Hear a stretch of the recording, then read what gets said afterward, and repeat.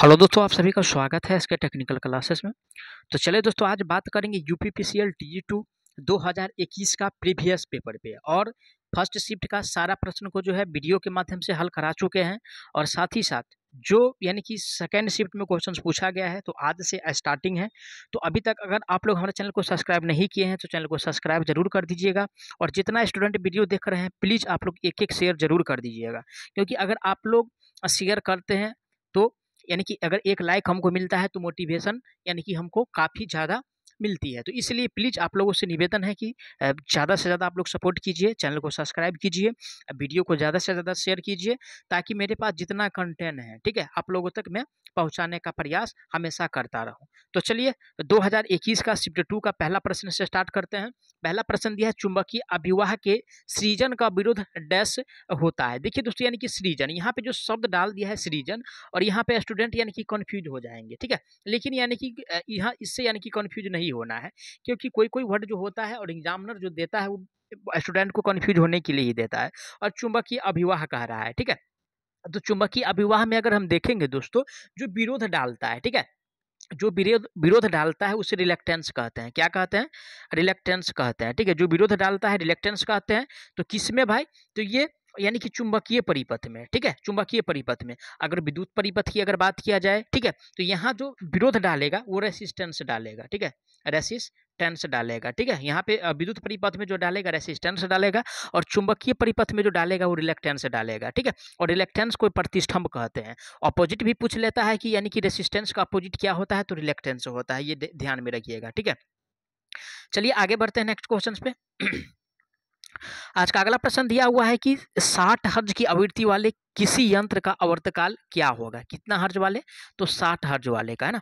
अगर 60 हर्ज वाले का अगर पूछा, ठीक है, क्वेश्चंस में पूछ रहा है, तो आवर्तकाल जो पूछ रहा है दोस्तों, तो वो 17 मीटर सेकेंड होता है, ठीक है, मिली सेकेंड होता है, माफ कीजिएगा, मीटर सेकेंड नहीं, मिली सेकेंड होता है, 17 मिली सेकेंड होता है। इसको ध्यान में आप लोगों को रखना है। कितना के लिए भाई? तो 60 हर्ज के लिए। ऑप्शन ए में दिया है 17 मिली सेकेंड, सॉरी, ए में दिया है, तो राइट आंसर जो होगा ऑप्शन इसका ए सही हो जाएगा। चलिए नेक्स्ट क्वेश्चन पे चलते हैं। आज का अगला प्रश्न दिया हुआ है, क्वेश्चंस में दिया है कि उपकेंद्रों में बैटरी का कार्य डैश प्रदान करना होता है। किसमें भाई? तो उपकेंद्रों में, है ना। उपकेंद्र, उपकेंद्र का मतलब कहाँ क्या हुआ? तो उपकेंद्र का मतलब यह हुआ कि जहाँ पे यानी कि विद्युत का उत्पादन होता है, ठीक है, यानी कि विद्युत का जो उत्पादन होता है, विद्युत का जो उत्पादन होता है दोस्तों, यहीं पे होता है। कहाँ पे होता है? तो उपकेंद्रों में होता है। अब रही बात यानी कि बैटरी का कार्य क्या है, तो इमरजेंसी के रूप में भी बैटरी का प्रयोग किया जाता है। साथ ही साथ जब परिपथ को बंद करने की शक्ति, है ना, परिपथ को अगर बंद करने की शक्ति प्रदान करना हो, तो यानी कि यहाँ पे बैटरी का प्रयोग करते हैं, जो कि ऑप्शन 3 में दिया है। करेक्ट आंसर की बात किया जाए तो ऑप्शन इसका 3 सही होने वाला है, ठीक है। रही बात वोल्टेज विनियम, यानी कि इसका मतलब है वोल्टेज रेगुलेशन, तो वोल्टेज रेगुलेशन में इसका प्रयोग हम नहीं करते हैं, ठीक है। चलिए आगे बढ़ते हैं। नेक्स्ट क्वेश्चन आज का दिया हुआ है, क्वेश्चन में कह रहा है कि भंवर धारा हानि को कैसे रोका जा सकता है, ठीक है। कौन सा किसको कह रहा है दोस्तों? तो भंवर धारा हानि को। देखिए दोस्तों, पहले भी जो क्वेश्चन पूछता था वही क्वेश्चन पूछ रहा है अभी भी, लेकिन फर्क इतना है कि उस टाइम जो क्वेश्चन पूछता था और इस टाइम जो क्वेश्चन पूछ रहा है, उसमें थोड़ा सा चेंजेस किया है। थोड़ा नहीं, अगर समझिए नया स्टूडेंट है तो बहुत ज़्यादा आप लोगों की चेंजेस हुआ है वो दिखाई देगा। क्योंकि देखिए इसमें क्या आंसर जो दिया हुआ है, भंवर धारा हानि को कम करने के लिए, तो पतले अस्तरण द्वारा, ठीक है। तो पतले अस्तरण का मतलब ये निमी शब्द का जो प्रयोग है भाई, ये बहुत ज़्यादा हो रहा है। यानी कि जैसे जैसे यानी कि नेक्स्ट यानी कि एग्जाम हो रहा है, ठीक है, जैसे जैसे यानी कि नेक्स्ट एग्जाम हो रहा है टीजी2 का, वैसे वैसे इसका जो लेवल में जो बदलाव हो रहा है, सिर्फ यानी कि वर्ड का बदलाव हो रहा है। और वो जो वर्ड आता है दोस्तों, नीमी का वर्ड आता है, ठीक है, यानी कि नीमी का वर्ड आता है। तो समझ सकते हैं कि कितना इंपॉर्टेंट है निमी आप लोगों के लिए। तो मैं आप लोगों को वादा दिलाता हूं कि निमी का भी प्रश्न आप लोगों को हल कराएंगे उससे पहले। यानी कि निमी की अगर बुक है तो आप लोग जरूर उसको फॉलो कीजिएगा, क्योंकि जो वर्ड है, ठीक है, निमी का जो बुक है दोस्तों, तो उसमें यानी कि नया नया वर्ड दिया रहता है, ठीक है। जैसे भंवर धारा को अगर कम करना है तो पहले क्या करते थे, है ना, पहले जो आंसर दिया रहता था, तो यानी कि रहता था कि इंसुलेशन अगर प्रदान कर देंगे, है ना, यानी कि कोटिंग कर देंगे तो भंवर धारा कम हो जाएगा। साथ ही साथ इसमें जो दिया हुआ है पतले astरण का, यानी कि पतले, ठीक है, यानी कि पतले कोडिंग करेंगे कोई भी पदार्थ पे, जिस पे यानी कि जहाँ पे कोर में होगा दोस्तों, तो वहाँ पे क्या करेंगे, तो वहाँ पे यानी कि कोडिंग करेंगे। कोडिंग का मतलब, मेरा कहने का मतलब ये हुआ कि वार्निश लगाएंगे, ठीक है। वार्निश का मतलब ये हुआ कि जो धारा यानी कि बाहर यानी कि आ रहा है, जो बर्बाद हो रहा है उसको बचाने के लिए, ठीक है, पतले astरण का के द्वारा जो होता है, इसमें दिया हुआ है। करेक्ट आंसर इसका 4 नंबर सही होने वाला है, ठीक है। क्या सही होने वाला है? 4 नंबर सही होने वाला है। चलिए, अब रही बात कि हिस्टेसिस से अगर पूछता कि हिस्टेसिस को अगर कम करने के लिए हम किसका प्रयोग करते हैं, तो सिलिकॉन स्टील का प्रयोग किया जाता है ना, सिलिकॉन स्टील का प्रयोग किया जाता है। अब यानी कि इसी को हो सकता है कुछ मॉडरेट करे, जो निमी का वर्ड है उसमें मॉडरेट कर सकता है, लेकिन और यहाँ पे जो भंवर धारा हानि को जो कम करने के लिए उपयोग करते हो पतले astरण द्वारा, ठीक है। चलिए, अगला प्रश्न पे चलते हैं। आज का अगला प्रश्न दिया हुआ है, क्वेश्चंस में कह रहा है कि ग्राही शुद्धताएं डैश से निर्मित करती है। कौन सा? तो ग्राही। और ग्राही का मतलब क्या हुआ, है ना, ग्राही का मतलब हुआ पी टाइप पदार्थ, ठीक है, पी टाइप पदार्थ। और पी टाइप का मतलब क्या हुआ, जो यानी कि ग्राही पदार्थ है, यानी कि ग्राही पदार्थ है। और इसमें जो दोस्तों इलेक्ट्रॉन का वहन होता है होल्स के द्वारा होता है, ठीक है, ये भी ध्यान में रखिएगा कि पी टाइप में जो होल इलेक्ट्रॉन का वहन होता है होल्स के द्वारा होता है, और एन टाइप में जो दोस्तों यानी कि इलेक्ट्रॉन का वहन होता है, ठीक है, एन टाइप में जो इलेक्ट्रॉन का वहन होता है, ठीक है, वो इलेक्ट्रॉन के कारण होता है, ठीक है। एन टाइप में जो इलेक्ट्रॉन का वहन होगा वो निगेटिव के द्वारा, यानी कि इसमें जो यानी कि एन टाइप में जो यानी कि मेजॉरिटी का जो काम करता है वो इलेक्ट्रॉन करता है, ठीक है, यानी कि ऋणात्मक करता है, ठीक है, इसमें ये ध्यान रखिएगा आप लोग। और पी टाइप में होल्स करता है। अब रही बात कि यानी कि ग्राही शुद्धता जो पदार्थ है वो पी टाइप पदार्थ होता है, जो कि ऑप्शन 2 में दिया है। करेक्ट आंसर की बात किया जाए तो ऑप्शन इसका 2 सही होने वाला है। चलिए, अगला प्रश्न आज का दिया हुआ है, क्वेश्चंस में कह रहा है कि दो कला प्रणाली कला में वोल्टता डैश तक जो है भिन्न होती है। देखिए, यहाँ से क्वेश्चन पूछता है, कभी काल यानी कि सिंगल फेज में पूछ देगा तो सिंगल फेज में यानी कि 90 डिग्री होता है, और यहाँ पे पूछ रहा है दोस्तों यानी कि 2 फेज में, तो 2 फेज में जो होता है दोस्तों यहाँ पे भी 90 होता है। अगर 3 फेज में पूछे ना तो वहाँ पे आंख मूंद के 120 डिग्री मार दीजिएगा। क्या मानना है भाई? 120 डिग्री मार दीजिएगा। यहाँ से 3 क्वेश्चंस बना, और 3 क्वेश्चंस में से एक ना एक क्वेश्चंस आपको प्रत्येक शिफ्ट में मिलने वाले हैं, ठीक है। तो राइट आंसर जो होगा दोस्तों ऑप्शन ए में दिया है 90 डिग्री। करेक्ट आंसर जो होने वाला है ऑप्शन इसका ए सही होगा, क्योंकि ए में जो दिया हुआ है 90 डिग्री दिया हुआ है। चलिए, आगे बढ़ते हैं नेक्स्ट क्वेश्चन पे। आज का अगला प्रश्न दिया हुआ है, कम दाबोचता वाले एक जल विद्युत टरबाइन में डैश होते हैं, ठीक है, यानी कि कम क्या कह रहा है, कम दबोचता वाले में। और कम दबोचता वाले में दोस्तों यानी कि जो जल विद्युत टरबाइन में हम उपयोग करते हैं, ठीक है, जल विद्युत टरबाइन में जो प्रयोग किया जाता है टरबाइन, वो कपलाइन टरबाइन का प्रयोग करते हैं। कौन सा टरबाइन? तो कपलान टरबाइन का प्रयोग करते हैं, ठीक है, कपलाइन यानी कि टरबाइन का प्रयोग किया जाता है। अब थर्मल में किसका प्रयोग करते हैं और न्यूक्लियर में किसका प्रयोग करते हैं? तो थर्मल और न्यूक्लियर में दोस्तों सिलेंड्रिकल का प्रयोग करते हैं, ठीक है, यानी कि सिलेंड्रिकल टरबाइन का प्रयोग करते हैं, ठीक है। थर्मल और न्यूक्लियर में सिलेंड्रिकल का प्रयोग किया जाता है। अब जबकि यानी कि इसमें यानी कि वाटर वाला में जो प्रयोग करते हैं दोस्तों, इसमें जो यानी कि हाइड्रो में जो प्रयोग किया जाता है वो सैलेंट टाइप का होता है, ठीक है। और सैलेंट टाइप का जो गति होता है दोस्तों कम होता है अकॉर्डिंग टू सैलेंडर की अपेक्षा, यानी कि सिलेंड्रिकल अल्टरनेटर की अपेक्षा दोस्तों इसका जो गति होता है सैलेंट पोल का वो कम होता है। ज़्यादा किसका होता है? तो सैलेंट इसका होता है, यानी कि सिलेंड्रिकल का होता है। कम किसका होता है? तो सैलेंट का होता है। अब रही बात कि जो जल में जो प्रयोग किया जाता है वो कपल टरबाइन का प्रयोग करते हैं, यानी कि सिलेंड्रिकल टरबाइन का प्रयोग करते हैं। चलिए, आगे बढ़ते हैं नेक्स्ट क्वेश्चन पे।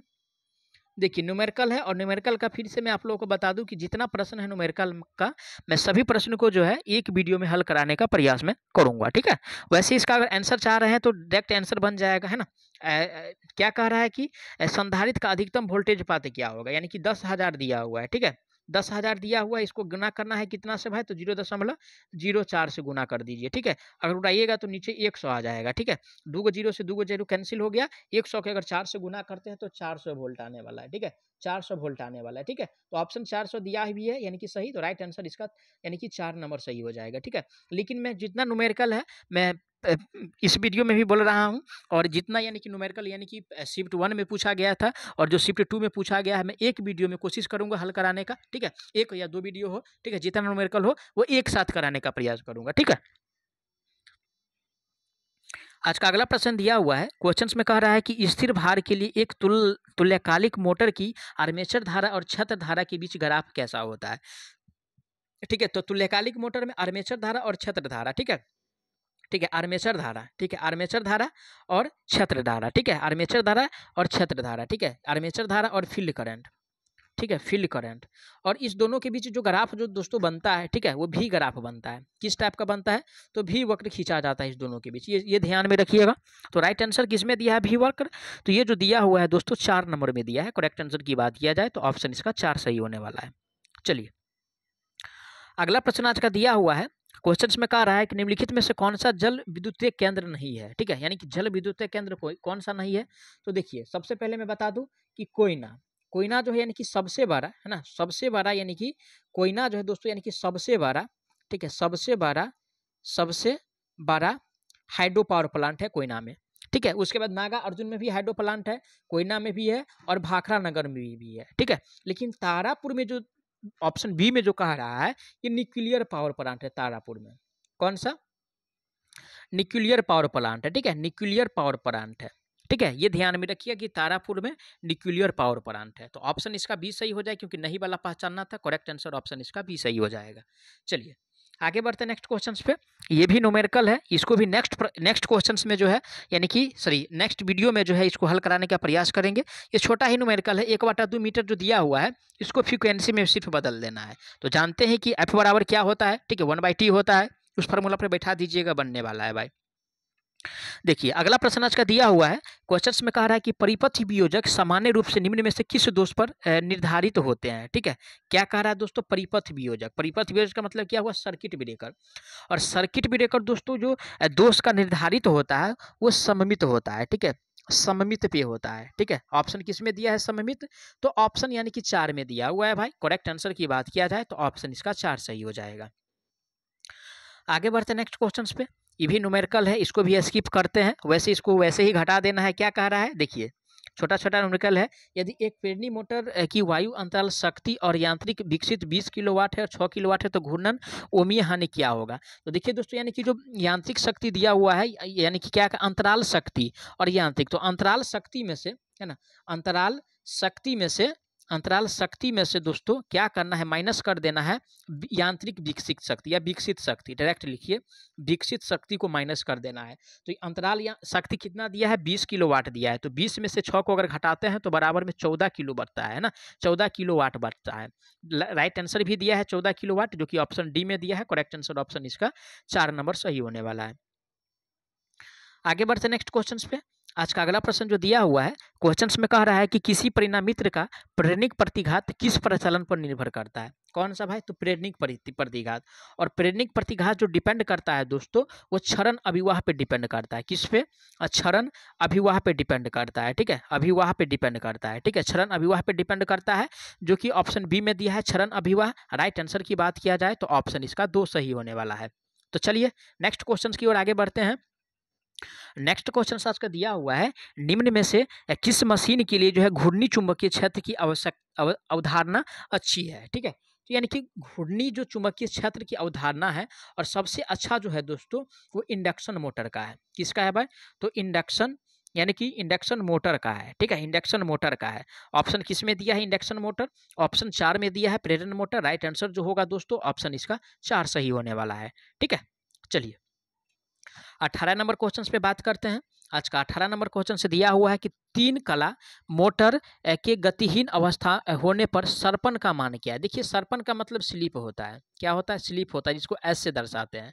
और रही बात परसेंट स्लिप पे भी जिक्र कर लेते हैं, तो इसका जो फॉर्मूला होता है NS माइनस NR, और बट्टा में यानी कि NS और गुना में 100 होता है। ठीक है, 100 होता है, ये परसेंट स्लिप का फॉर्मूला है। इसको ध्यान में रखिएगा, इस पे न्यूमेरिकल पूछा जाता है। अब रही बात कि सरपन का जो मान होता है स्थिर, क्या कर 3 कला मोटर में गतिहीन अवस्था में जब गति कर रहा है दोस्तों, तो वहां पे जो स्लिप का वैल्यू होगा वो 1 होगा। ठीक है, कितना होने वाला है, जब गति कर रहा है तो स्लिप का वैल्यू 1 होगा, और जब वो विराम अवस्था में है, ठीक है, जब विराम अवस्था में है तो वो उसका वहां पे जो स्लिप का वैल्यू होता है वो 0 होता है। ये भी ध्यान में रखिएगा। लेकिन यहाँ पे तो गति कर रहा है, तो गति करते वक्त जो है स्लिप का मान 1 होता है। अब चलिए अगला प्रश्न पे चलते हैं। आज का अगला प्रश्न दिया है और आज का आखिरी प्रश्न भी समझेंगे आज, ठीक है। आज का अगला प्रश्न है, शून्य भार पर प्रचलित होने में इनमें से किस मोटर की गति जो है अधिकतम होती है, ठीक है, यानी कि जीरो पावर फैक्टर। और जिसका यानी कि भार शून्य हो, ठीक है, यानी कि जिसका भार यानी कि जीरो हो, तो वो जो मोटर का जो गति होगा सबसे अधिक जो होगा दोस्तों, वो सीरीज मोटर का है, ठीक है। सीरीज मोटर को कभी भी जो है बिना लोड पे इसीलिए नहीं चलाते हैं क्योंकि इसका जो स्पीड होता है वो भयानक स्पीड होता है, ठीक है। तो राइट आंसर जो होगा दोस्तों सीरीज मोटर ऑप्शन 4 में दिया है, करेक्ट आंसर ऑप्शन इसका 4 सही हो जाएगा। तो चलिए 20 प्रश्न को देखें इस वीडियो में, बाकी जो क्वेश्चंस बच रहा है नेक्स्ट वीडियो में देखने का प्रयास करेंगे। और साथ ही साथ अगर आप लोग अभी तक चैनल को सब्सक्राइब नहीं किए हैं तो चैनल को सब्सक्राइब जरूर कर लीजिएगा। तो चलिए मिलते हैं नेक्स्ट पार्ट में, तब तक के लिए जय हिंद।